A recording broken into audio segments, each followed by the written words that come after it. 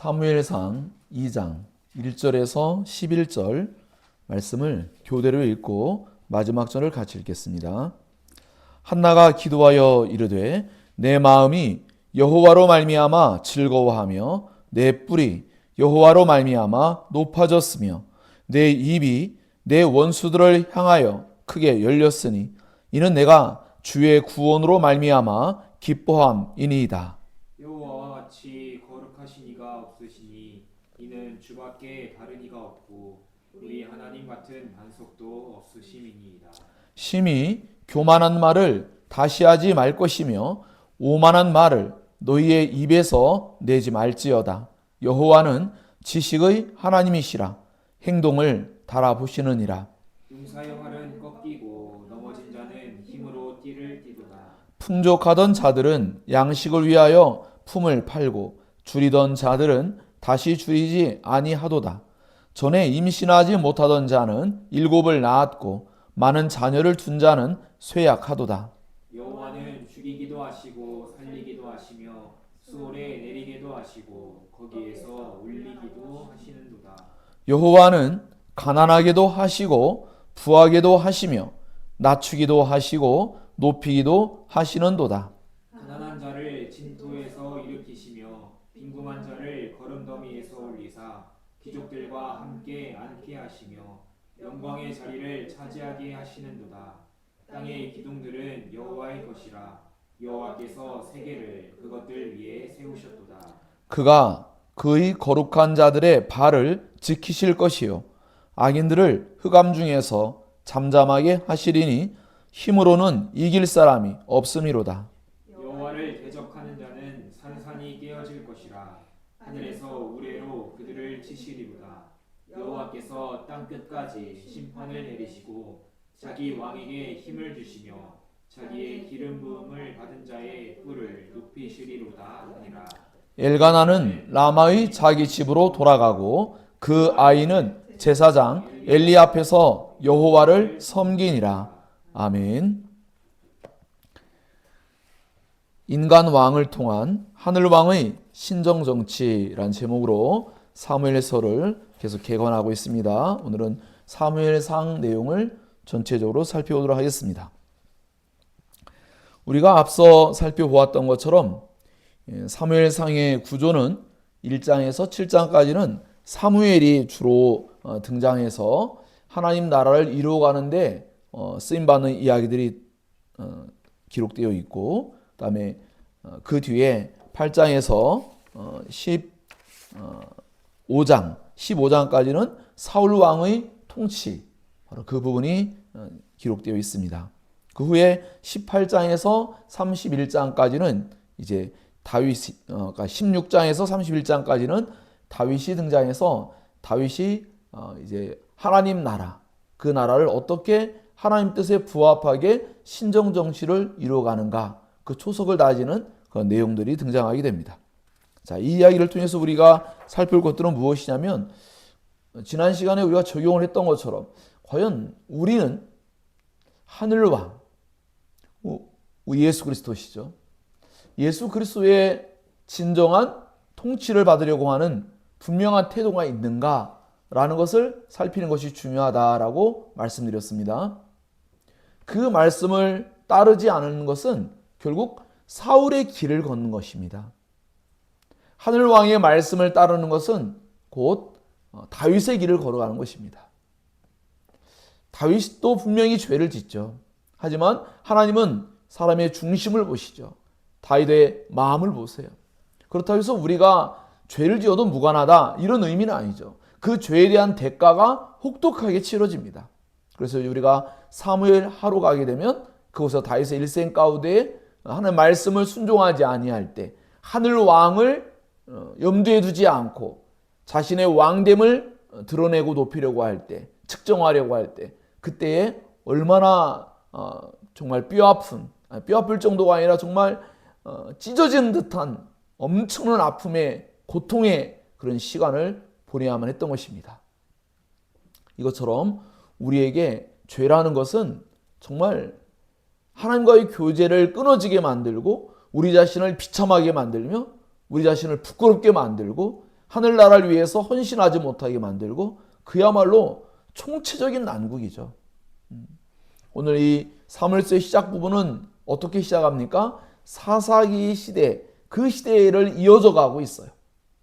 그 사사 시대를 이어져 가고 있다는 것은 곧 그 시대가 영적으로 엄청난 타락과 퇴복 가운데 있죠.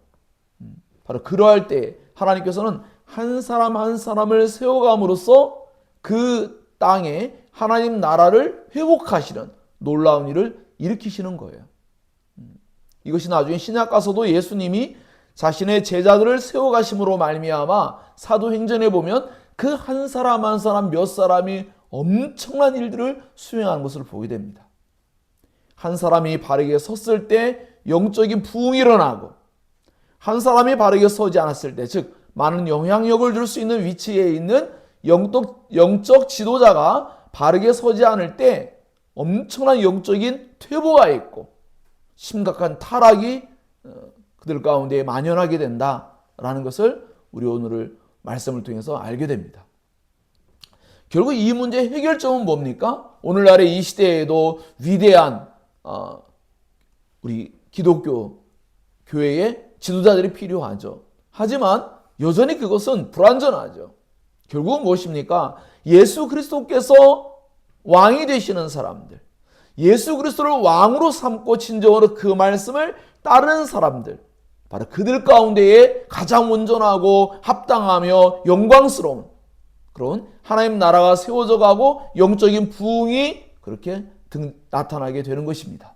그러므로 여러분 안에 진정으로 영적인 놀라운 성장과 진보와 부흥의 은혜를 경험하길 진정 원한다면 여러분은 여러분의 진정한 왕이 되시는 만왕의 왕이요 만주의 주가 되시는 예수 그리스도를 진정으로 바르게 섬겨 나가야 됩니다. 그분의 뜻을 바르게 받들어 나가야 됩니다. 그것이 바로 앞서서 가나안 땅을 정복할 때도 하나님 말씀을 순종하면 너무나 놀라운 승리를 맛보았죠. 같은 맥락 안에 있습니다. 하나님 말씀을 순종하게 되면 놀라운 승리를 경험하게 될 것인데 하나님 말씀을 어기게 되면 엄청난 패배, 바로 그것을 경험하게 되는 것이죠. 그래서 오늘 우리는 사무엘의 가정과 엘리사의 가정이 비교되어지고 사울과 또 다윗을 비교하는 내용 속에서 극명하게 드러난 모습은 뭡니까? 바로 엘리사상과 사울은 하나님 말씀을 등한히 하죠. 영적으로 엄청난 둔감함이 있어요. 하나님 말씀을 무시하고 불신한 태도가 있습니다. 그들은 자신들의 이익을 위해서만 살아가고 있죠.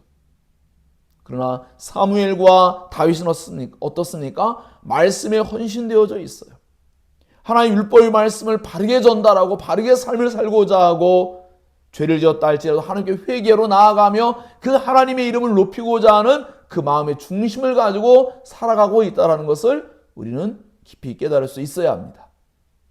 그러할 때 우리는 이러한 모든 모습이 나중에 예수 그리스도로 말미암아 완성되어지는 바로 다윗에게 약속되어진 다윗 언약이 사무엘하 7장에 있는데 바로 그것이 한나의 기도, 이 사무엘상 1장에 나중에 사무엘하 22장에 등장하는 다윗의 찬송이 있는데 이 두 가지 사이에 그들 모두의 찬송 속에는 메시아를 대마하는 사상이 배어 있어요. 그리고 그것은 한 중앙의 다윗 언약 속에 하나님께서 약속하신 영원한 보좌, 영원한 왕 위에 대해서 말씀하실 때 결국 예수 그리스도로 말미암아 성취되어진 것을 보게 됩니다. 하나님 알고 계시죠. 다윗으로 하나님 나라가 완성되는 게 아니라는 걸 너무나 잘 알고 계시죠. 다만 이제 앞으로 다윗을 통하여 약속된 언약 가운데 한 사람이 등장하고 그가 바로 이 다윗의 왕 위를 이어서 영원한 나라를 세워갈 것을 예고하고 성취하게 됩니다. 그리고 이제 우리도 바로 그런 일에 쓰임받는 사람들이죠. 우리 역시도 바로 그런 사람들로 쓰임받아야 된다는 것을 오늘 본문이 말씀하고 있어요. 그래서 사무엘의 이 탄생의 배경 속에는 불임 여성인 한나가 등장하죠. 그 당시 영적 상황을 보여주는 거예요. 이스라엘 상황은 영적으로 불임 상태에 있어요. 영적인 자손을 낳지 못하고 있어요. 영적인 지도자를 배출하지 못하고 있어요. 그런 불임의 상태에 있죠. 여러분 어떻습니까? 여러분을 통하여 누군가가 예수님을 믿는 놀라운 일이 진행되고 있나요? 혹시나 여러분도 여전히 불임 상태에 있지는 않습니까? 여러분을 통해서 누군가가 예수님을 믿게 되는 일이 발생해야 되는데 그렇지 않다면 그 영적인 불임 상태에 있다, 이렇게 볼 수가 있는 거예요. 또 한국교회 상황도 마찬가지고 영적인 지도자가 지금 나타나지 않고 있다는 것은 영적인 불임 상태에 있어서 이 시대를 보여주는 단면적인 사건이다, 이렇게 볼 수가 있습니다. 그래서 한나의 기도 가운데 단순히 분인나라는 여자와의 경쟁 구도 속에서 아이를 낳지 못해서 얻게 되는 그런 어떤 수치, 모욕감, 어떤 그런 차원이 아니에요. 한나의 기도를 읽었죠? 한나의 기도 속에는 뭡니까? 하나님 나라를 대망하고 있고 이 시대에, 자기 시대에 그 백성들의 죄악된 모습을 탄식하며 여호와 하나님만을 붙잡고 여호와 하나님이 어떤 분인가를 참되게 알고 그분만을 온전히 의지해야 된다는 것을 그가 노래로서 표현하고 있지 않습니까? 기도 속에. 그렇습니다. 그래서 사무엘의 그 탄생 소식을 통해서 우리 마지막에 무엇을 우린 결론부의 11절에서 보게 되죠? 바로 사무엘을 하나님께 헌신하는 거예요. 나실인처럼. 하나님께 헌신하지 않는, 하나님을 왕으로 삼지 않는 그 시대에 하나님을 진정으로 왕으로 삼은 한나라는 여자는 자기의 자녀를 하나님께로 기도하여 얻은 아이 사무엘을 하나님께 헌신하게 하는 거예요. 이것이 중요합니다. 그래서 우리 역시도 다음 세대를 세워가는 그러한 우리의 수고가 필요하죠. 그래서 그때 등장한 사람이 사무엘이죠. 사무엘이 누구를 세워갑니까? 사울도 세우고 다윗도 세워가요. 다윗을 세우는데 결정적인 역할을 수행하는 사람이 사무엘이지 않습니까? 바로 그와 같이 우리도 다음 세대, 우리의 다음 세대가 말씀으로 흥왕하고 우리의 다음 세대가 영광스러운 하나님 나라를 세워가는 일꾼들을 세워가는데 우리가 거기에 쓰임받아야 한다는 것이죠. 거기에 헌신되어져야 한다는 것입니다. 자, 그러할 때 이와 같이 사무엘의 등장은 사무엘처럼 굉장히 특이한 위치에 있죠. 왜냐하면 사사시대를 마감하는 마지막 사사이며 최초의 선지자 역할을 수행하게 됩니다. 그리고 초반에는 왕의 역할을 수행해요. 왕은 아니지만 마치 왕처럼 이전에는 각 지파별로 사사들의 말을 따랐다면 이제는 온 지파가 사무엘의 말씀에 순종하기 시작합니다. 말씀으로 통합되어진 모습을 일시적으로나마 보이는 모습을 우리는 보게 됩니다. 말씀이 후왕하는 거죠. 한 사람이 하나님 말씀에 순종해 나아갈 때 수많은 사람들에게 정말 엄청나게 좋은 영향들을 끼친다라는 것을 사무엘을 통해서 우리는 볼 수가 있게 됩니다. 즉 하나님 말씀이 땅에 떨어지지 않는다. 하나님 말씀이 드디어 백성들에게 열매를 맺는 시대가 도래했다. 그전에는 말씀이 없는 시대였죠. 사사시대는. 왕도 없었지만 그들에게는 그들의 삶의 기준이 자기 자신들이었지만 이제는 그들에게 말씀이 삶의 기준이 되어져 가는 그러한 새로운 사역에 쓰임받는 사람이 사무엘이었습니다. 오늘 우리도 이 시대에 너도 나도 성경을 열심히 알아가고 있지만 과연 삶의 말씀을 삶의 기준으로 진정으로 삼고 그 뜻에 즐거이 순종하는 사람이 과연 얼마나 있는가 살펴봐야 합니다. 우리 자신은 그럼 어떤가 살펴봐야겠죠. 우리 자신이 과연 그러한 삶을 살고 있는가, 우리로 말미암아 또 다른 사람들이 신앙의 기준이 말씀이라는 것이 깨달아지고 그렇게 영향이 주어지고 있는가라는 것을 살필 필요도 있다라는 것입니다.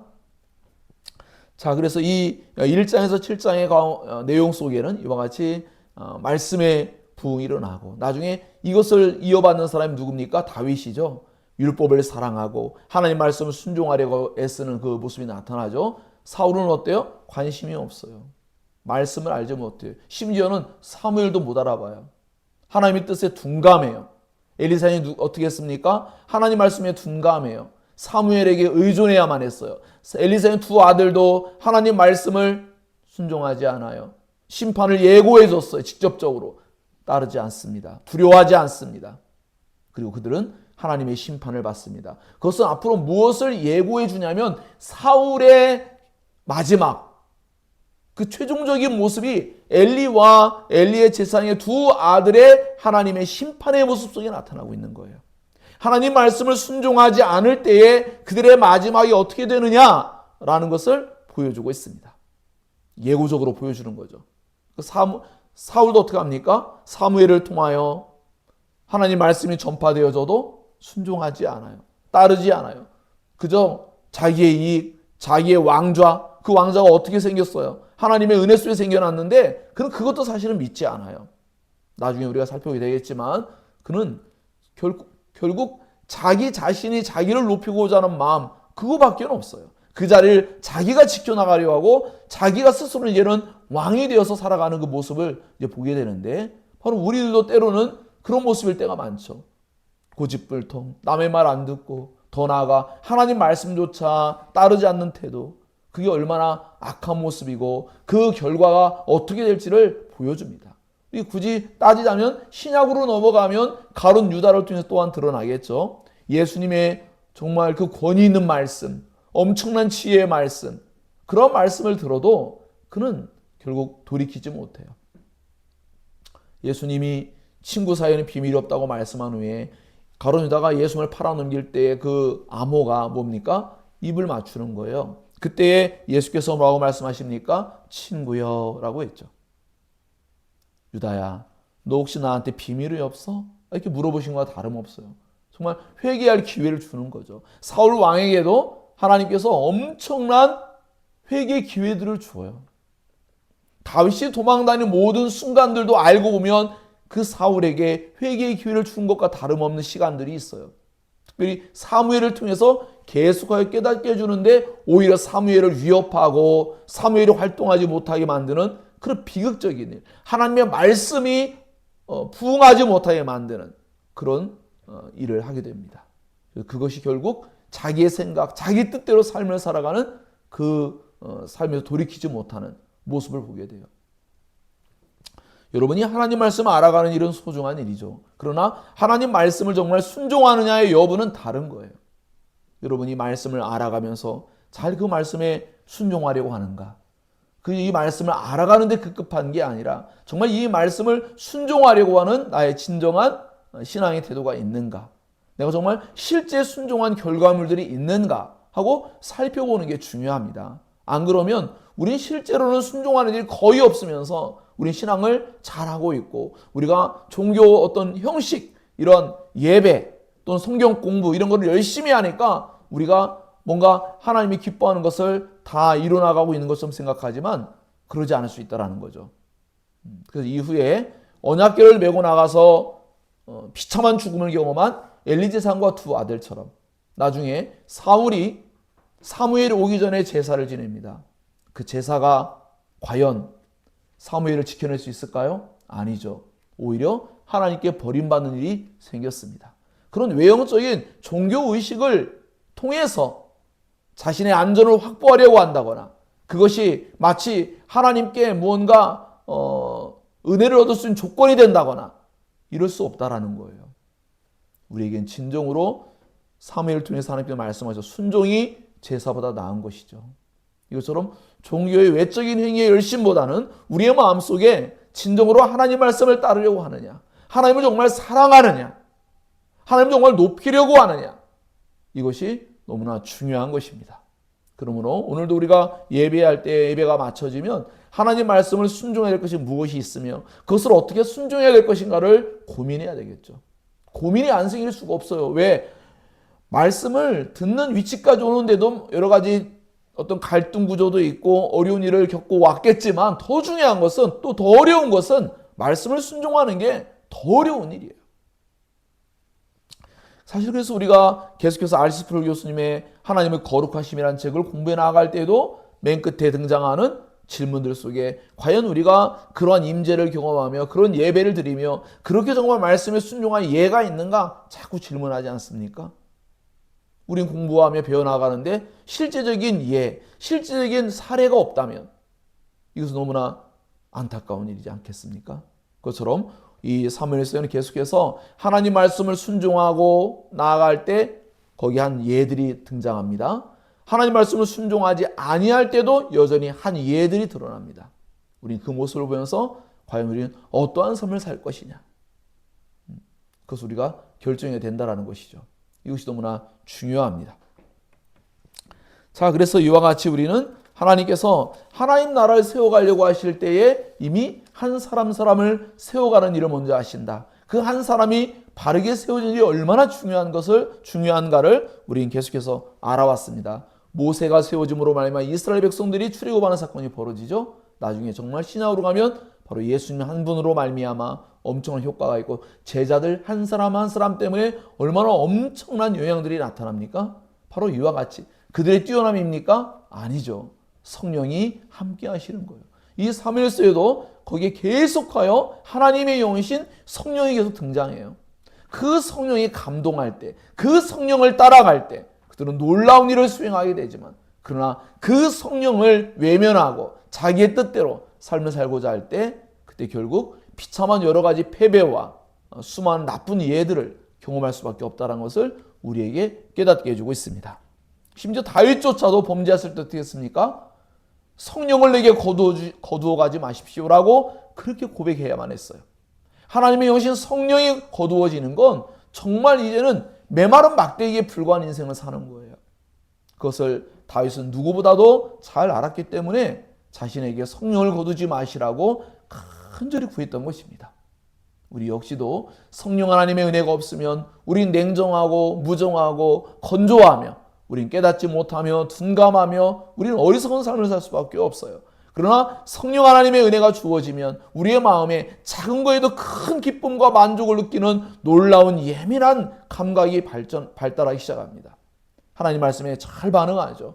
그래서 하나님 앞에 또한 회개도 잘하게 됩니다. 죄에 대해서도 민감해지기 때문이죠. 이것처럼 우리가 성령 하나님의 도움과 은혜를 구하는 일이 얼마나 중요한 것인가를 우리는 꼭 기억하며 신앙을 해야 할 줄로 믿습니다. 그래서 후반부에 이제 중반부에 있는 사울 왕의 통치의 내용 속에도 8장에 15장의 내용들도 결국 우리는 이 모든 것들이 하나님 나라를 이루어가는 데 있어서 사람이 필요하고 그 하나님 나라죠. 인간의 나라가 아니라 이스라엘이라는 그 나라가 아니라 하나님 나라를 세우는 일이에요. 하늘 왕이신 하나님의 통치를 받는 일이죠. 세상과 구별된 그런 민족으로서의 이스라엘 백성이 선택받았는데 그것은 바로 하나님 나라, 바로 하늘나라를 이루어가는 그 백성으로 쓰임받고 그들이 쓰임받도록 부름받은 것이죠. 그렇죠. 우리 역시도 과연 매일의 삶을 살아갈 때 하나님 나라를 위해서 이바지하고 있는가? 하나님 나라를 위해서 우리가 살아가고 있는가? 하나님 나라의 백성답게 살고 있는가? 라는 것을 또 생각하며 말씀을 살펴봐야 합니다. 그래서 왕의 제도라는 것은 이미 하나님께서 모세의 오경 속에 신명기 17장에도 기록해 놓은 것처럼 이미 하나님께서 왕을 삼을 것을 예고해 놓았어요. 이스라엘 백성들이 왕을 삼기를 원하는 것을 하나님께서 싫어한 게 아니에요. 그 왕이 등장해야 나중에 영원한 왕위를 가지고 영원한 참된 선한 통치를 이루실 예수 그리스도가 등장해야 되는 거잖아요. 그래서 왕을 삼는 그 일은 필요하죠. 다만 그들의 목적이 하나님을 폐위시키고 인간 왕을 세우는 데 목적이 있다는 거예요. 그게 문제였던 거예요. 우리도 그럴 때가 있지 않습니까? 우리의 또 다른 이익을 위해서 바로 그런 결정할 때가 있어요. 그것처럼 우리의 마음속에 너무 정당한 듯이 말하지만 사실 그 속에는 알고 보면 숨은 뜻, 자기들의 이익을 위한 무언가를 계획한다면 그것은 하나님께서 기뻐하지 않는 그런 모습이다라는 것을 알 수가 있습니다. 그래서 하나님께서는 사무엘을 통해서 왕을 세워나갈 때 하나님의 길, 하나님의 뜻, 하나님 나라, 백성들을 바르게 세워가고 하나님께서만이 진정한 하나님의 진정한 왕이시라는 것을 그들에게 깨닫게 하고 그 통치와 다심을 받게 한 일, 그것은 어디에 무엇을 통해 가능하죠? 율법을 가르치는 일이에요. 법을 통해서 왕은 백성들을 다스리는 거죠. 하나님 말씀이 계속해서 신실하게 선포돼야 되는데 그렇지 아니하면 그들은 어떻습니까? 사사시대의 방불한 자기 뜻대로 임의적으로 살아갈 수밖에 없어요. 바로 그렇게 하나님 말씀을 신실하게 그 백성들이 순종하며 살 수 있도록 하는 역할을 하는 존재가 바로 왕이에요. 통치하는 거죠. 하나님 말씀을 어기면 상벌을 주면 따르면 상을 주고 또 순종하지 않으면 벌을 주는 그 과정이 하나님의 대리 통치자로서 해야 될 역할이에요. 그래서 그들로 하여금 하나님의 법을 따라 살아감으로 말미암아 하나님 나라를 누리게 하고 더 나아가 하늘 왕이신 하나님의 통치를 받게 받으며 살게 하는 것. 그것이 왕의 역할인데 그 역할을 여러분이 알고 있다시피 과연 사울이 어땠습니까? 전혀 아니죠. 자신의 뜻대로예요. 자신의 뜻대로 되지 아니하면 자기 자식조차 요나단조차 죽이려고 그랬어요. 브레셋과의 전쟁 가운데 요나단이 병기된 소년과 함께 14장에 등장하는데 그 소년과 함께 전쟁을 수행할 때 많은 군사가 아니라 많은 마병이 아니라 병기는 소년 하나만 가지고도 한 사람과 동행하여서 엄청난 전쟁의 승리를 가져옵니다. 큰 떨림이 일어났다고 하는데 그 떨림이 성경에는 원어에 보면 그게 하나님에 대한 공포심이 그들에게 있다고 그랬어요. 너희들 내려와 내가 올라갈까 너희들이 내려올래 할 때 그들의 공포심이 있기 때문에 못 내려오는 거예요. 그들이 올라갈 때 그게 하나님의 표징이라는 걸 요나단이 알고 있어서 올라가면서 다 그냥 검으로 쳐서 죽이는 거예요. 마치 이스라엘 백성들이 가나안 땅 들어올 때에 그 여러분이 알다시피 라합이 얘기해 줬잖아요. 정탐꾼들에게. 사실 우리 백성들은 지금 마음이 초밀같이 녹아서 굉장히 두려움 속에 있다. 왜? 여호와라는 존재가 애굽 땅에서 행한 그 10가지의 기적 사건을 통해서 모두가 다 두려움에 떨고 있다는 걸 알려줬단 말이에요. 그처럼 여호와와 함께하는 한 사람 요나단으로 말미암아 엄청난 떨림이 있고 그러면서 전쟁의 승리를 가져오는데 자기의 말을 듣지 않았다는 거예요. 요나단이. 그 전쟁이 끝나기까지 어떤 것도 먹지 말라고 금식을 요구했어요. 그게 하나님 뜻인 것처럼 말했어요. 하지만 하나님 뜻이 아니었어요. 자신의 뜻이었어요. 자신의 욕심이었고 그것을 어기면 자신의 명예가 깎일까 봐 그것을 어긴 요나단을 죽이려고 그랬어요. 그러나 백성들이 그렇지 않다. 요나단이 오히려 더 잘한 것이라는 것을 그들이 항변했기 때문에 결국 요나단이 이제 살게 돼요. 얼마나 어리석습니까? 나중에 점점 이 사울은 백성들에 의해서 마음이 꺾여요. 도리어. 실제 백성들이 떠나가는 걸 두려워했던 사울이 있기도 했지만 결국 하나님을 두려워하지 아니하고 사람을 의식한 사울은 사람들에게 점점 버림받기 시작합니다. 그와는 반대로 다윗은 점점 하나님 앞과 사람 앞에 인정과 존중을 받는 그런 모습이 나타나요. 하나님을 중심에 두고 여호와 하나님을 진정으로 왕으로 여기고 살아가는 다윗에게 그런 놀라운 일들이 이제 발생하게 됩니다. 자, 이것처럼 우리 역시도 삶을 살아갈 때 눈앞에 보이는 것은 영이신 하나님은 보이지 않고 육체를 가지고 있는 인간들이 보이고 인간 세상의 제도가 보이고 수많은 것들이 나타나죠. 그것들 때문에 우리가 위축되고 그것 때문에 하나님 말씀을 순종하지 않게 되면 결국은 사울의 길을 걸을 수밖에 없어요. 꼭 기억하시고 이와 같이 하나님께서 그 왕을 세우는 과정 가운데 왜 왕을 세우려고 하시느냐라는 것, 왜 왕을 구하는 그들의 모습이 악한 것이냐라는 것 또한 살펴보게 되는 것이고요. 그랬을 때 우리가 과연 예수 그리스도를 진정으로 왕으로 마음속에 믿고 따르는 우리의 태도가 어떠한가라는 것을 살피는 게 너무 중요하다는 것을 꼭 기억해야 합니다. 자, 그래서 이와 같이 이런 사울의 그런 잘못된 예들이 계속 나타나고 있어요. 앞으로 어떤 일이 발생할지 예고해 준 듯한 매우 불길한 그런 일들이 계속해서 이제 나타나게 됩니다. 그래서 사울이 하나님께서 사무엘을 통해서 그 위대한 선지자 사무엘을 통해서 말씀을 주지만 그 말씀을 받아들이지 않고 오히려 그 사무엘을 위협적으로 대하고 그래서 이 사무엘이 나중에 이제 등장하게 되는 이 아멜렉 사람들을 진멸하는 사건을 불순종하는 가운데서 그가 하나님께 완전한 벌을 받는 사건들이 막 발생하고 이제 그러는 것이죠.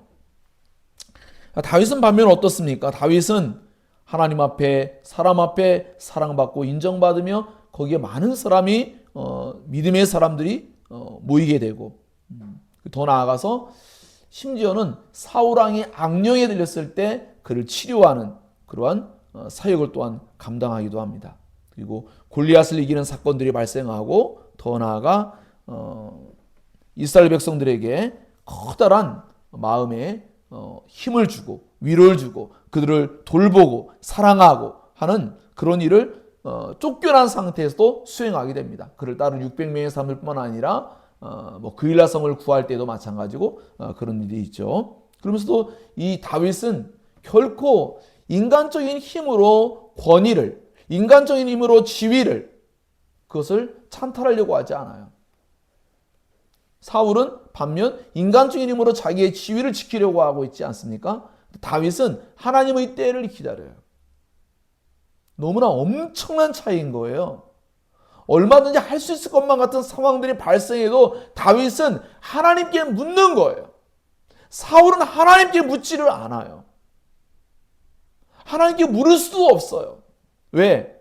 그는 사무엘을 멀리할 뿐만 아니라 제사장들과 모든 사람들을 죽이는 엄청난 살육을 감행하기도 하고, 자기의 말 듣지 않으면 다 숙청 대상이 되는 거잖아요. 그러니까 하나님 말씀을 들을 기회가 없어요. 나중에 신접한 무당에게 가서 하나님의 뜻을 물어야만 될 정도였어요. 물론 하나님의 뜻보다는 앞으로 일어날 일들에 대한 질문을 한 것이기도 하죠. 얼마나 비참합니까? 결국 이 사울 왕은 베냐민 지파 안에 있지만 그는 처음에 시작할 때는 너무나 장대하고 기골이 장대하고 많은 사람도 머리가 하나 됐을 정도로 누가 봐도 야 정말 이스라엘 백성 생활할 때 군사적인 왕을 요구할 때 이 정도는 돼야 우리를 이끌어가지 하는 장대하고 건장한 사람이었죠. 반면에 나중에 등장하는 다윗은 그런 건장한 사람이 아니었어요. 그런 외적인 건장함이 아니라 내면에 정말로 여호와 하나님을 진정으로 경외하는 마음으로 그 하나님을 진정으로 믿고 따르는 삶의 그 날들이 있었죠. 자기 양들을 잡아가는 사자와 곰, 늑대 무엇이든지 간에 그 짐승들로부터 구해오는 일들 속에 여호와 하나님이 함께했다는 걸 가지고 있었던 다윗의 사례가 있죠. 그래서 그는 골리앗이 전혀 두렵지 않았고 바로 그 일을 통해서 여호와 하나님의 이름을 높이는 그런 사역을 하게 되죠. 일들을 하게 됩니다. 우리에게 알려주는 바는 뭡니까? 우리가 무엇이 부족해요. 무엇이 없어서 안 될 것 같아요. 이게 얼마나 잘못된 태도인가를 깨달아야 됩니다. 물론 그런 것도 우리에게 필요합니다. 필요하지 않다라는 게 아니에요. 하지만 정말 더 중요한 것은 우리가 여호와 하나님께 구하고 있느냐, 여호와 하나님께 묻고 있느냐, 과연 여호와 하나님을 진정으로 믿고 신뢰하고 있느냐, 이것이 중요하죠.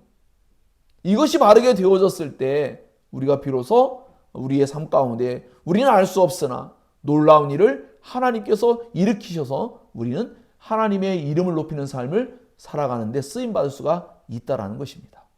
이것이 중요하죠. 다윗 역시도 비록 골리앗을 죽였지만 그러나 그것은 결코 다윗의 힘이 아니었어요. 여호와 하나님의 이름으로 나갈 때 하나님은 자신의 이름의 명예와 영광을 위해서 하나님은 다윗과 함께 했던 거예요. 하나님은 자신을 위해 일하십니다. 자신의 영광을 위해 일하십니다. 여러분이 여러분의 자신의 영광과 여러분의 기념비를 세우고 여러분의 이익을 위하고 여러분의 지위를 지키려고 하는 그런 태도를 가지고 살아갈 때에는 결국 모든 것은 무너져요. 그래서 한나의 기도 속에 바로 그런 태도를 가진 사람들은 여호와 하나님의 대적자가 되어서 다 회리바람을 맞든지 모든 건 산산이 부서지고 걸음더미에 막 누인 자같이 될 수도 있고 엄청난 비참함을 경험하게 될 것을 예고해 주지 않습니까? 바로 그와 같은 것입니다.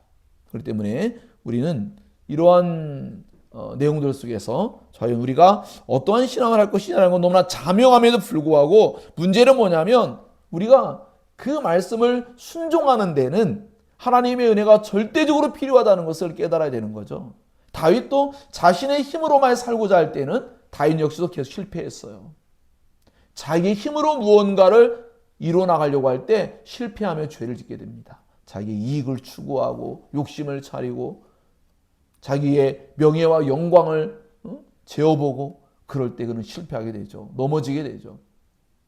그러므로 우리는 하나님의 영광을 위한 삶, 제가 예전에도 말씀한 것처럼 다윗이 범죄하는 사건 속에는 하나님의 영광을 위해 살고자 하는 의욕이 저하될 때 그때 범죄합니다. 우리의 마음속에 하나님의 영광을 위해 살고자 하는 마음이 희미해지고 저하될 때 그때 범죄하게 돼요. 아담과 하와도 그랬죠. 하나님의 영광을 위한 삶을 살려고 하는 의욕이 저하되어지는 일이 뱀의 등장을 통해서 나타났어요. 그때 그들은 범죄하게 되었습니다. 이와 같습니다.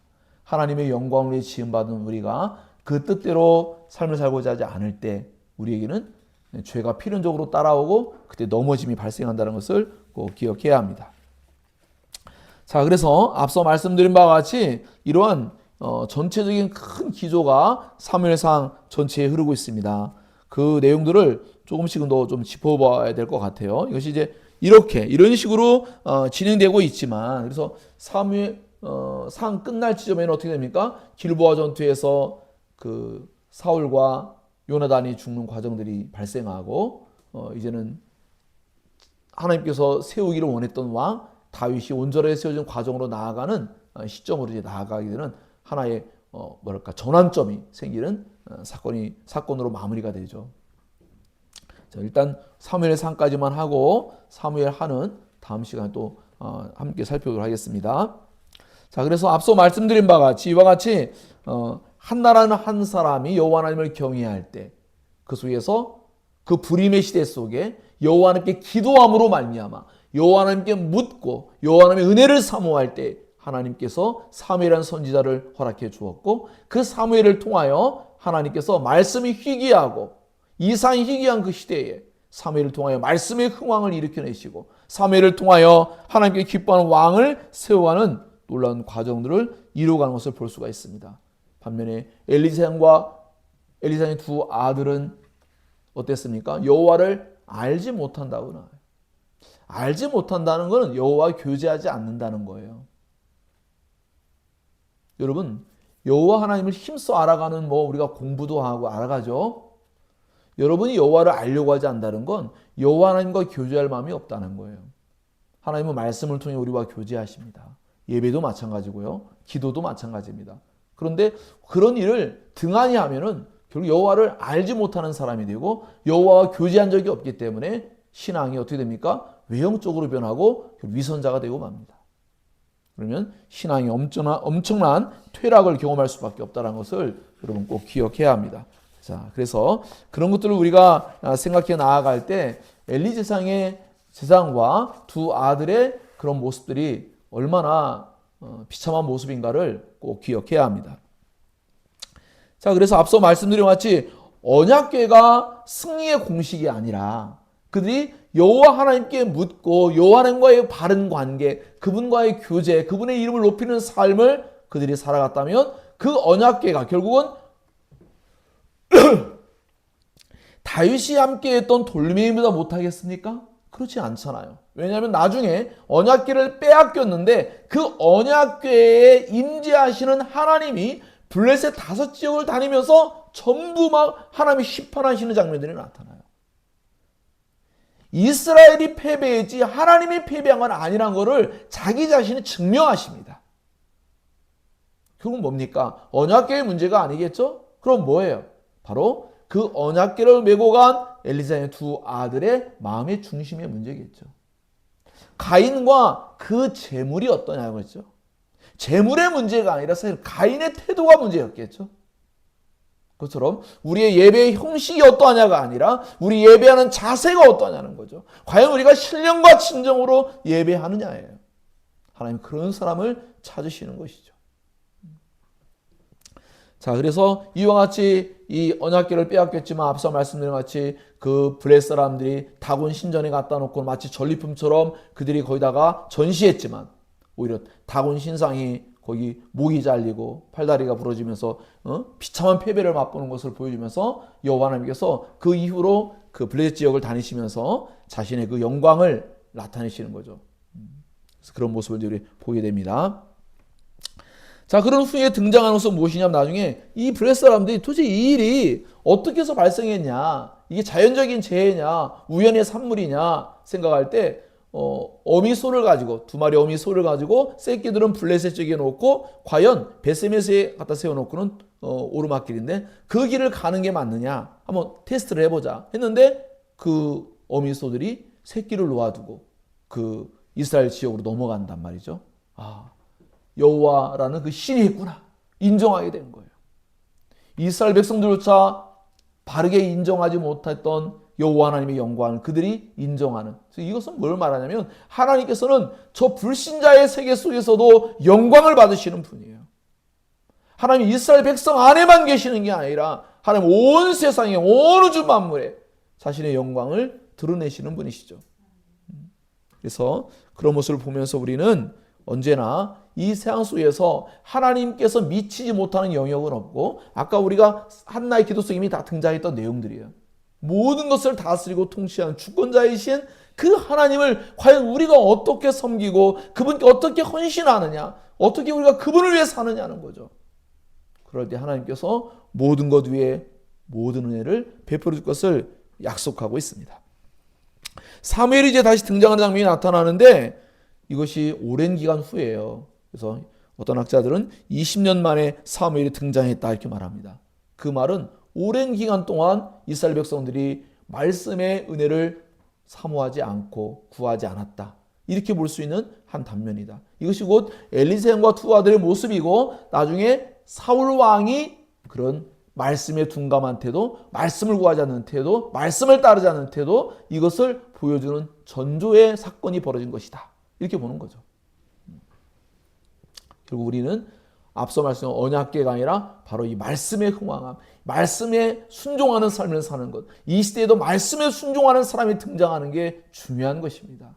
우리 역시도 마찬가지. 우리가 대단한 여러 가지 다양한 무언가가 부족한 게 아니라 우리가 말씀을 순종하지 아니함이 가장 큰 부족함이에요.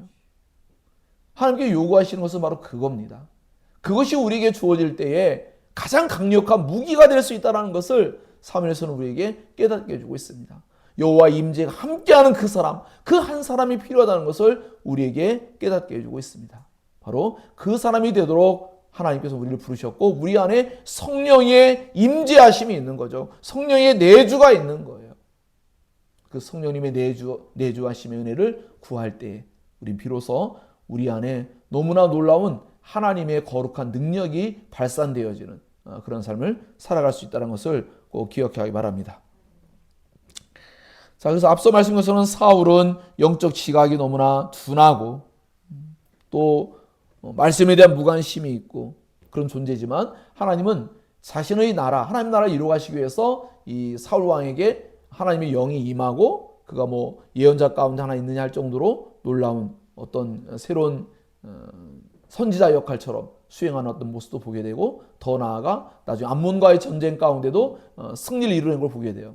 그것들은 사울 왕의 뛰어남이 아니고 하나님께서 사울 왕을 사랑해서가 아니라 하나님 나라를 이루기 위해서 그 왕의 직분에 걸맞는 은혜를 주신 거죠. 그 직분에 걸맞는, 역할에 걸맞는 그러한 특정한 사역적 은혜를 베풀어 주신 거예요. 이것을 뭘로 우리가 알 수 있냐면, 신약 가면은 어때요? 가룟 유다가 어떻게 했어요? 귀신을 쫓아내고 병든 자를 치유하는데 쓰임 받았어요. 그 일은 성령께서 하는 일이죠. 그렇다면 가룟 유다에게도 성령이 임했다는 거죠. 하지만 그것은 왕의 직분을 수행하듯이 사도의 직분을 수행하는데 필요했던 그런 일이었어요. 그런 것은 결코 우리의 구원을 그것이 보장하는 게 아닙니다. 외적으로 치유 사건이 일어나고 놀라운 기적적인 사건이 나타난다 할지라도 그게 그 사람의 구원을 보장하는 것은 아니라는 것을 꼭 기억해야 합니다. 하나님은 하나님의 놀라운 위대하고 놀라운 영원한 지혜 속에서 하나님 뜻을, 하나님 나라를 이루기 위해서 그런 일을 우리에게 하실 수 있도록 은혜 주시죠. 가장 중요하고 놀라운 표적은 우리가 예수 그리스도를 자기 자신보다 더 사랑하는 마음을 갖게 된 거예요. 그게 최고의 표적이에요. 여러분 안에 그런 표적이 늘 나타나고 드러나기를 예수님 이름으로 축복합니다. 자, 그래서 이 사울이 처음에는 행군나무 아래에 숨었다, 왕을 뽑을 때 제비 뽑기 했어요. 그것조차도 하나님의 뜻이라고 온전히 받아들이지 않았어요. 그래서 그가 숨었다라는 것은 겸손함이라기보다는 그 엄청난 부담을 벗으려고 한 거예요. 왜냐하면 그 당시에 이스라엘 백성들이 군사력이 막 엄청나게 강하고 대단했던 게 아니잖아요. 그 일을 수행한다는 건 굉장한 위험을 초래할 수 있어요. 그런데 하나님께서, 그래서 하나님의 영이 임하신 거예요.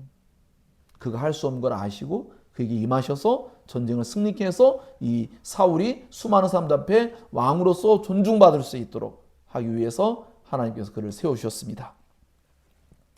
그러면서 나중에 이제 사무엘이 고별사를 하고 마지막 설교하면서 이제 하나의 그 사사 시대를 마감하고 선지자 시대를 열어가는 그런 일에 이제 쓰임 받게 됩니다.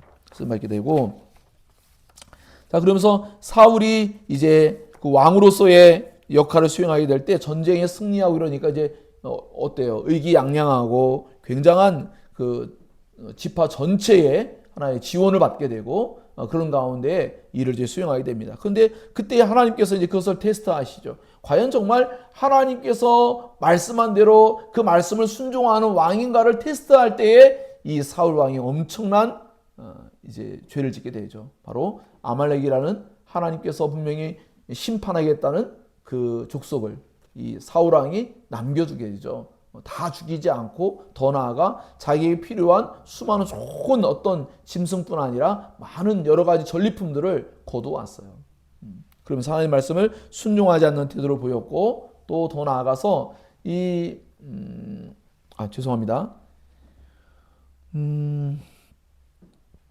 예, 그 사건이 이제 또 있게 되는데, 그 전에 이제 아까 말씀드린 것처럼 블레셋 군대가 몰려왔을 때 백성들은 점점 빠져나가고, 그러니까 점점 줄어들잖아요. 그리고 위기감이 찾아오고, 그러니까 제사 제도를 통하여서 뭔가 이 문제를 해결하려고 노력했다라는 게 참 신기하지 않습니까? 그것을 믿었다는 거예요.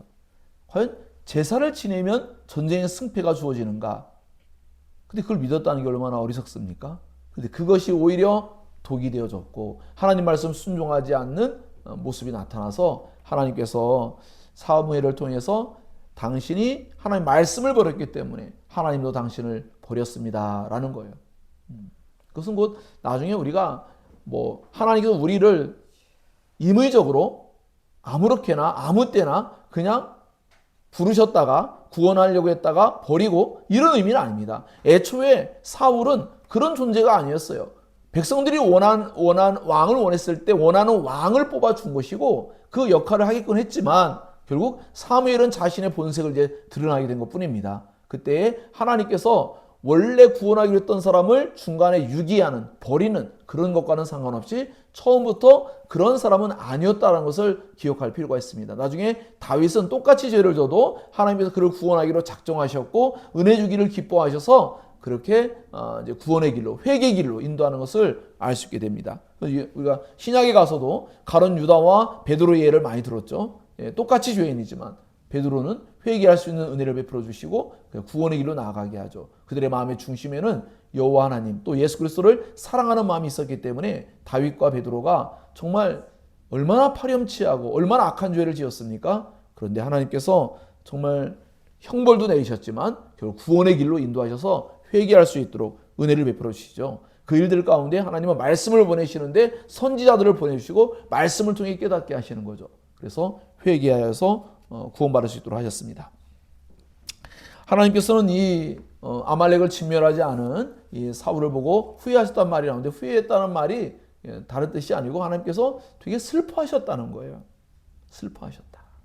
그것은 하나님께서 세운 계획이 엉클어지고 제대로 되지 않아서 이거 잘못됐네, 수정해야겠네 이런 뜻이 아닙니다. 하나님의 뜻은 결코 중간에 하나님과 배치되어진 어떤 사건이 발생해도 그것 때문에 무너지거나 하나님의 계획이 바뀌는 게 아닙니다. 하나님은 원래 처음부터 알고 계셨습니다. 우리가 이렇게 알다시피 아담과 하와가 범죄할 때도 하나님은 알고 계셨죠. 그렇죠?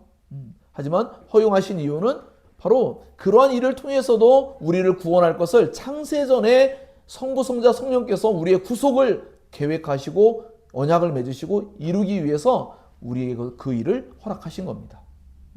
그래서 이제 사무엘 이 사건도 마찬가지고 나중에 계속 등장하는 여러 가지 다양한 사건들 속에서 하나님은 그 가룟 유다가 예수 배신한 사건도 마찬가지고 허용하시죠. 그 악인들의 죄를 허용하시면서도 하나님은 하나님의 뜻을 이루어 가시는 것이죠.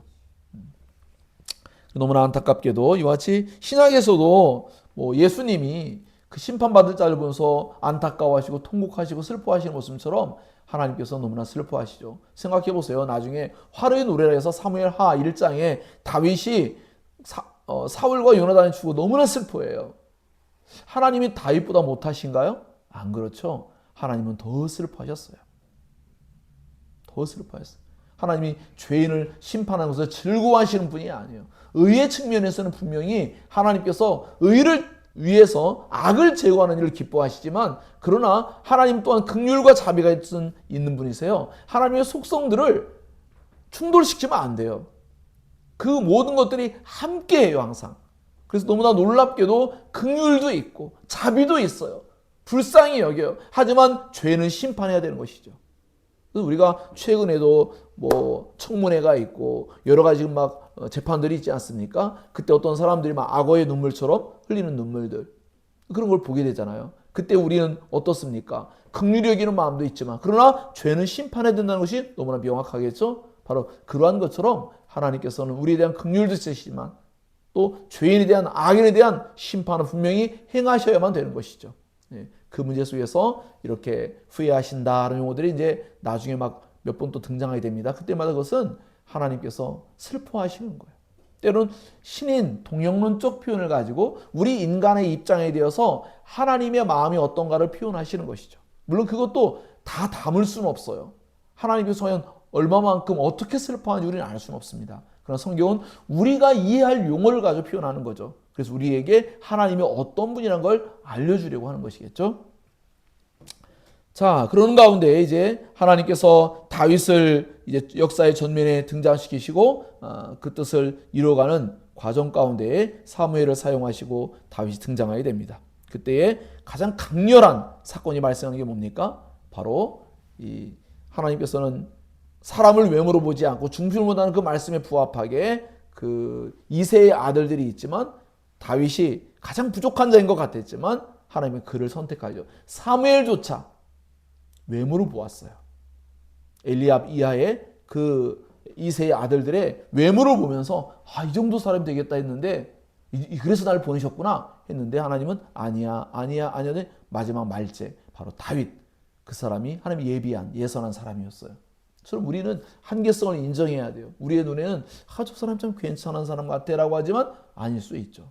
그래서 제가 예전에도 한번 정말 제가 존경하는 어떤 목사님인데, 그 목사님이 뭐 그 부교육자를 뽑을 때 좀 잘못된 분들을 뽑아요. 왜냐하면 그분들이 막 학위가 굉장히 좋은 학위를 갖고 있고 뭐 여러 가지 평판이 좋아요. 근데 막상 해보니까 그렇지 않은 모습들이 막 나타나는 것들이 있었거든요. 그럴 때 저렇게 탁월한 분이 왜 저런 걸 간파하지 못했을까라고 하는데, 사실 그게 우리의 한계성인 것 같아요.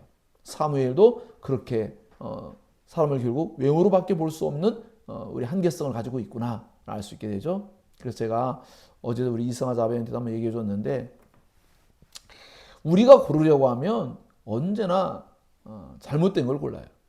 하나님께서 예선해 주시는 사람, 하나님께 늘 기도해야 돼요. 하나님께 은혜를 구해야 돼요. 그러면 하나님께서 하나님 뽑은 사람이 있어요.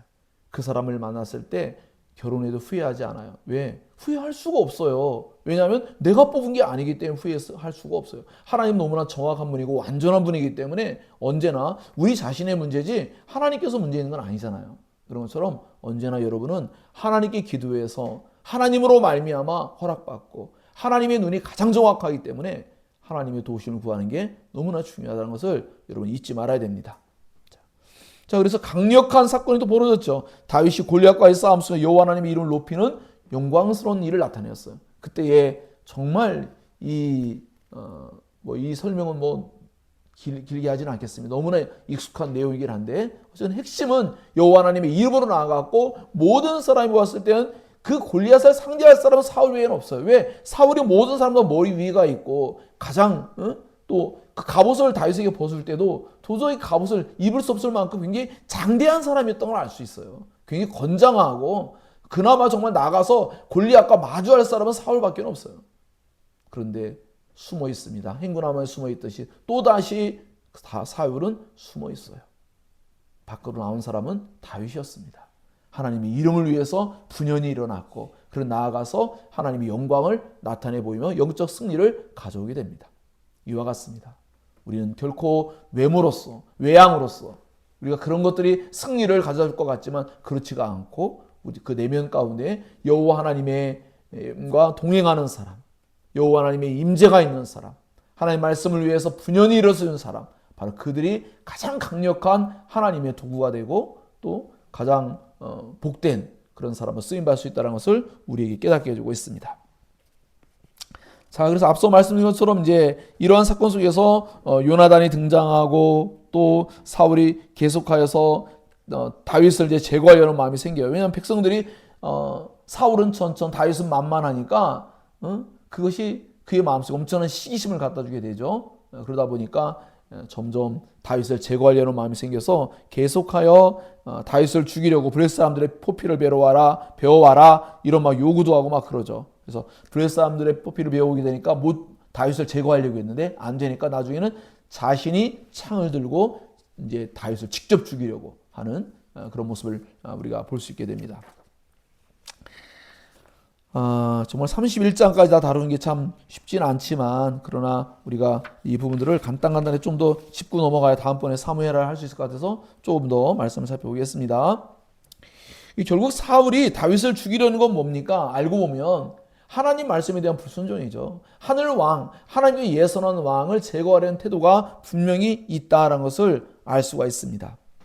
그래서 이러한 다윗을 죽이려는 그런 태도, 그것이 사울의 마음속에 하나님을 향한 대적하는 마음, 그것이 중심에 놓여 있었다는 것을 알 수 있게 되고, 자기 힘으로 또는 사울이 자기 힘으로 왕의 자리에 계속 서 있으려고 하는 거예요. 우리가 한나의 기도 쓰겠습니까? 세우는 분도 하나님이고 넘어뜨리는 분도 하나님이세요. 하나님 뜻에 맡겨야 돼요. 우리가 지혜서로 일컬어지는 욥기에 뭐가 나옵니까? 취하신 자도 여호와 하나님이시고, 그죠? 우리에게 주실 수 있는 분도 여호와 하나님이세요. 그게 지혜서에 등장하는 거예요. 그걸 깨달아야 된다는 거죠. 우리는 언제나 깨달아야 돼요. 우리에게 주어진 모든 것이 우리의 임의적으로 되는 게 아니라 하나님의 주권 안에 있다는 것을 꼭 기억할 필요가 있다는 것입니다. 그런 가운데 이제 다윗이 사울을 피해 도피 생활을 하죠. 골리앗을 죽였던 다윗이었어요. 사울도 죽일 수 있어요. 그러나 다윗은 여호와 하나님을 경외하는 그런 존재였죠. 사무엘을 통해서 기름 부음을 받았으나 그는 하나님의 때를 기다렸습니다. 예수 그리스도께서 하나님의 때를 기다렸듯이 다윗도 하나님의 때를 기다렸습니다. 하나님께서 자신의 영광을 나타내시고 세우실 그 때를 기다렸어요. 그 도피의 과정들은 참으로 엄청난 고통스러운 일이었어요. 얼마나 속상한 일이고 얼마나 괴로운 일인지 언약의 땅에서 베어내어지다. 정말 쫓겨나는 그런 일이었고, 그리고 그것은 정말 산으로 숲으로 토굴로 도망다니는 그 일에 이 사울이 악령에게 사로잡혀서 미친 듯이 쫓아내려고 할 때 그 일은 결코 우리가 몇 마디 말로 말할 수 없는 너무나 엄청난 고난의 시간이었어요. 하지만 그는 하나님의 때를 기다렸습니다. 이 얼마나 대단한 일입니까? 우리에게 조금만 어려움의 일이 있을 때 하루 이틀 일주일만 돼도 우리는 못 참아요. 근데 다윗이 하나님의 때를 기다리며 참았다는 것 얼마나 놀라운 일입니까? 이것을 우리가 깊이 생각하면서 다윗의 신앙이 어떠했는지를 돌아볼 필요가 있을 겁니다. 신약에 가서도 예수 그리스도께서 사람들이 예수님을 죽이려고 할 때 도망 다니셨어요. 예수님 능력이 없는 걸까요? 아니죠. 하나님의 때를 기다렸던 것이죠. 하나님의 섭리의 주권의 때가, 카이로스의 때가 올 거라는 것을 알고 있었던 것이죠. 자, 그래서 점점 다윗의 주변에는 다윗이 아둘람굴에서도 마찬가지고 많은 사람들 돌봐요. 600명이 따라다니고 있고 많은 사람 돌보고 있을 때 좋은 사람들이 붙어요. 그런데 악인에게는 그 악인들 속에서 또 거기서 뭔가 이익을 얻으려는 사람들이 또 모여들기 마련이죠. 거기에 악인들이 또 막 우르고 집단 속에 있는 거죠. 그러니 헤어나오질 못하는 거예요, 서로가. 너무나 불행한 거예요. 자, 그러면 우리는 돌아봅시다. 여러분은 어떤 사람이에요? 여러분 주위에는 어떤 사람이 있어요? 여러분으로 말미암아 또 다른 사람들이 선한 영향을 받고 있는가 생각해야 되고, 여러분은 교제하는 사람은 누구입니까? 그것을 또 생각해 봐야 돼요.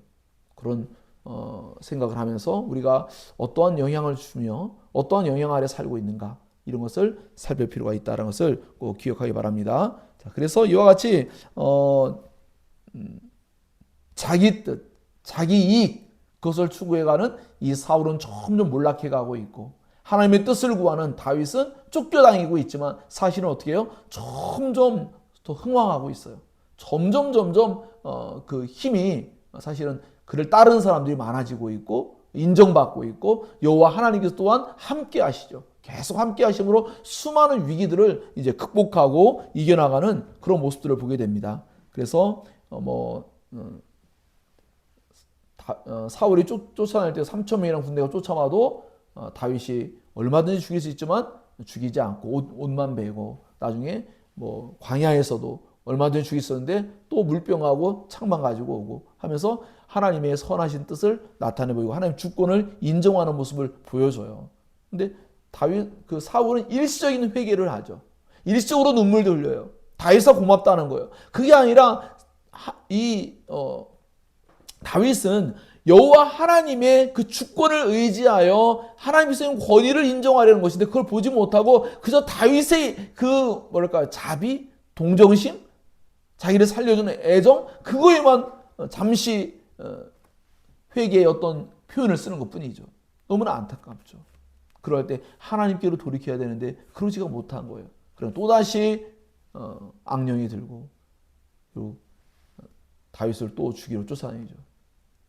우리가 하나님의 뜻대로 성령의 지배를 받지 않으면 때로는 그 악령의 역사와 같이 악한 그런 영향을 받고 살 수 있다는 것도 우리는 기억할 필요가 있습니다. 그 가운데 아주 중요한 사건이 있어요. 뭐냐면 그 사이에 아비가일 사건이 벌어져요.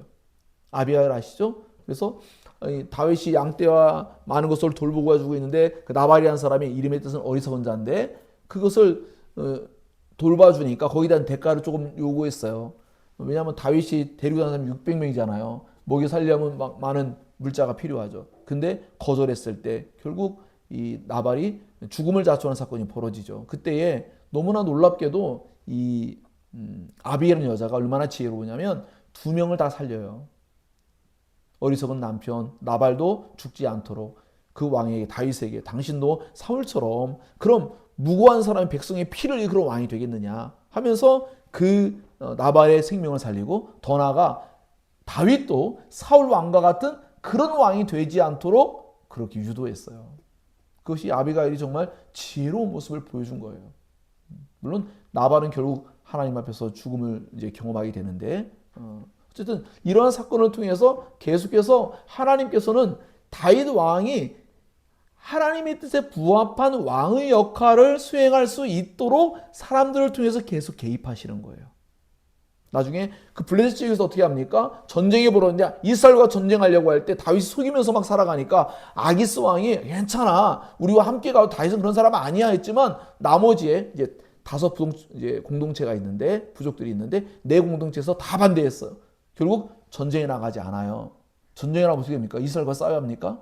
엄청난 난처한 상황에도 하나님께서 그렇게 일하시니까 뭐 어떤 사람이든지 다 사용해서 다윗으로 하여금 범죄하지 않도록 지켜주세요. 그러나 다윗이 자기의 임의적으로 자기의 욕심에 이끌릴 때에는 그만 여러분이 잘 알다시피 우리아를 죽이는 악한 일을 할 때 밧세바와 간음한 악한 일을 할 때에는 하나님께서 놓아두시는 그 사건을 이제 보면서 그 다윗이 얼마나 비참한 내리막길을 걷게 될지를 또한 우리에게 보여주고 있어요.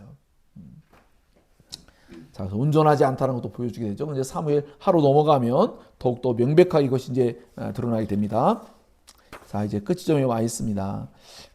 결국 우리는 이런 모습 속에서 나중에 사울의 마지막을 보며 다윗과의 차이점을 보게 되는데 다윗은 아기스 왕에서 침을 질질 흘리면서 그 아기스 왕을 속여요.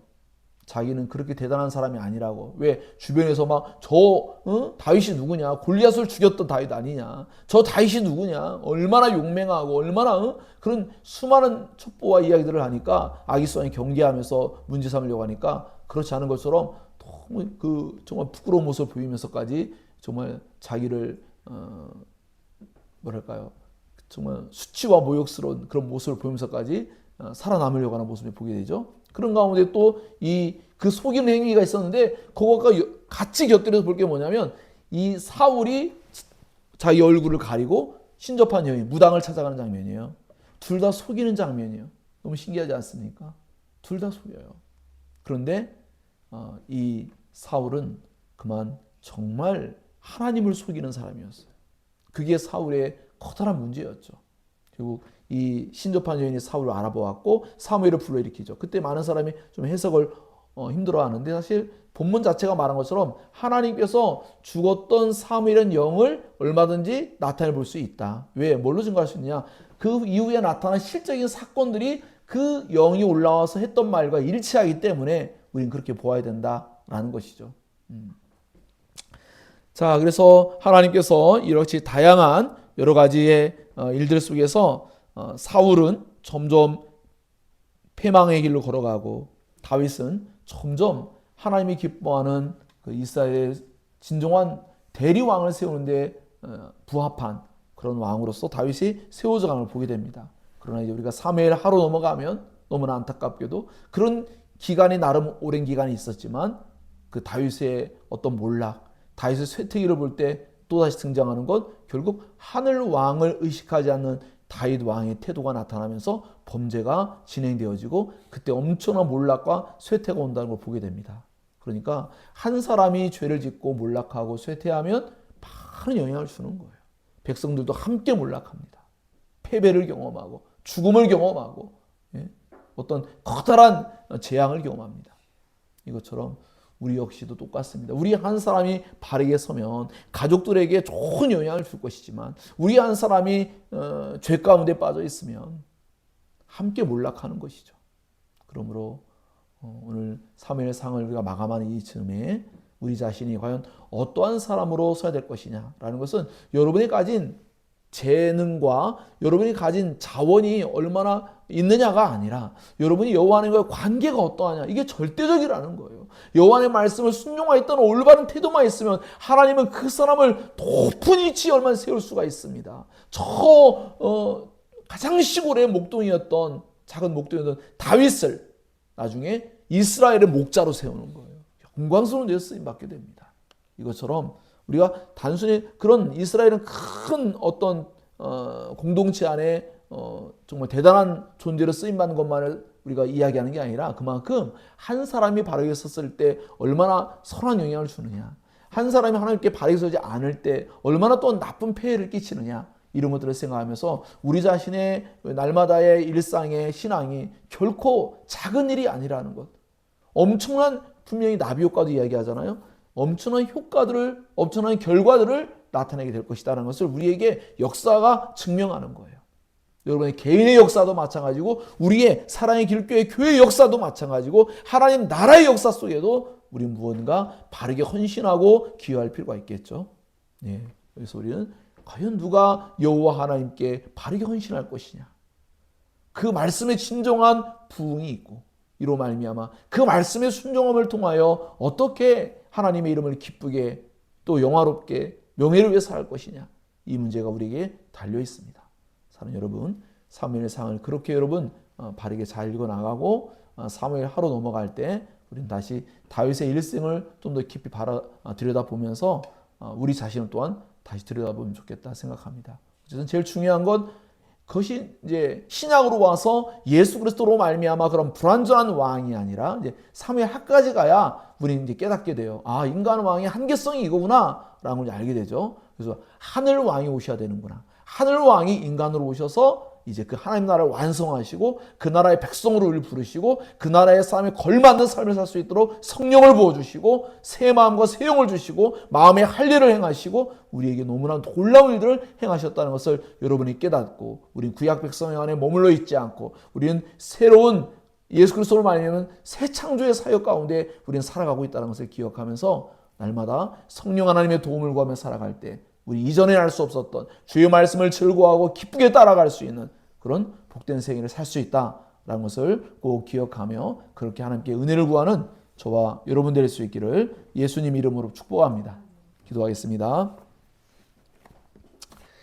들은 말씀을 기억하시고 정말 우리 마음속에 두 가지 길밖에 없어요. 며칠 전에 우리가 마틴 루이스 목사님의 십자가 공부할 때 나온 것처럼 두 종류의 사람밖에 없죠. 하나님을 향하여 과연 어떠한 태도를 가지느냐, 바로 두 종류의 사람밖에 없어요. 그럼 어떤 사람이를 바랍니까? 한쪽의 사람은 결국 패망합니다. 그럼 한쪽의 사람은 결국 너무나 놀라운 은혜를 덧입고 살게 될 것입니다. 사랑하는 여러분, 여러분의 마음속에 그것이 단순히 깨달음으로 그치지 않고 여러분의 마음의 소원이 되어지고 여러분의 날마다의 기도의 제목이 되어지고 여러분의 삶 가운데 결실이 맺어지기를 예수님 이름으로 축복합니다. 기도합니다.